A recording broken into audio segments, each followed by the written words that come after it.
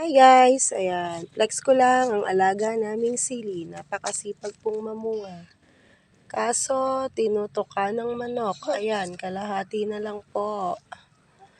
Ayan o, napakarami niyang mamulaklak. Itong isa, hindi ko alam bakit naging ganyang kulay na yung isa. Pero isang puno lang yan eh. Ito pa, ayan o. O, ayan, kalahati na lang din. At natuka na ng manok. Ayan, alagang-alaga niya yan. Mga manok, kinakain ang sili. Kaya ang ginawa, nilagay dito sa sulok. Ayan. Ang dami nilang mabunga. Ito po ay Korean sili. Ayan. Sa Baguio pa niya binili yan. O, diba? Ang dami niyang mamulaklak. Ayan.